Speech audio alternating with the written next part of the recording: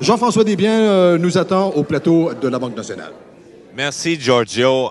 Imaginez un moment, vous êtes déshydraté, vous vous présentez à l'hôpital, on vous garde 2 jours, vous guérissez, on vous retourne chez vous, mais on a passé une batterie de tests entre-temps, et le téléphone sonne 2 jours plus tard. On dit, on aimerait vous rencontrer. C'est ce qui est arrivé à M. Morin, M. Raoul Morin, qui est avec nous. Et M. Morin, vous êtes rentré pour une gastro-entérite. Racontez brièvement. C'est ça. J'ai rentré pour une gastro-entérite.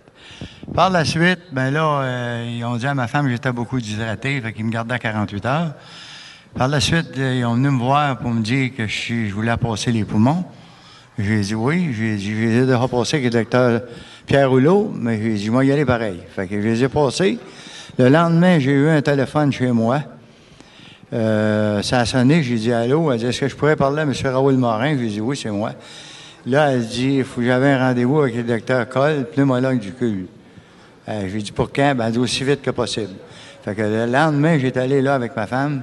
C'est là qu'ils ont trouvé que j'avais un cancer au poumon. Heureusement, ça a été détecté rapidement. D'ailleurs, le chirurgien qui vous a opéré, le docteur Marco Sirois, docteur Sirois, malheureusement, les cancers du poumon, là, ils sont pas diagnostiqués souvent de façon précoce. Effectivement, le cancer du poumon, d'abord, ce qu'il faut mentionner, c'est que c'est très fréquent.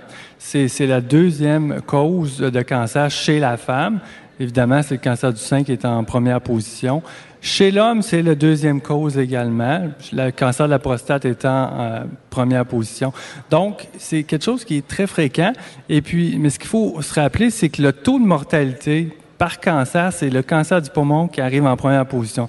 Donc, autrement dit, c'est un cancer qui est extrêmement mortel, le cancer du poumon. Donc, le problème du cancer du poumon, c'est que souvent, c'est détecté tardivement parce que ça a une progression tardive, c'est une progression insidieuse, puis les gens ne développent pas de symptômes habituellement jusqu'à ce qu'à un moment donné, il soit trop tard, il soit trop avancé. Monsieur Morin, c'est un exemple.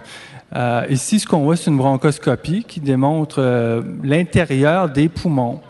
On va voir un peu plus tard une tumeur. Ça, c'est une bronchoscopie qui a été faite par nos collègues, un de mes collègues pneumologues qui m'a prêté les films. Et à un moment donné, on va voir une tumeur à l'intérieur des bronches pour laquelle il va y avoir une biopsie. C'est un cancer. On va voir un peu plus tard. Et ça, c'est la façon de savoir diagnostiquer le cancer et savoir quelle ampleur il a pris. Oui, la bronchoscopie est un examen ultime pour, évidemment, si le cancer est dans les bronches, d'aller faire une biopsie. Il y a d'autres moyens. Des fois, le cancer, il n'est pas à l'intérieur dans les bronches. Et là, il faut... on voit ici là, il y a une biopsie qui se prend au niveau de la tumeur. Merci beaucoup, Dr. Sirois. Monsieur Morin, en terminant, vous avez apporté un petit cadeau. Ouais, j'ai fait un don avec les commerçants que je connais et est au montant de 194,43. Et d'ailleurs, on va ajouter ça à notre montant récolté jusqu'ici.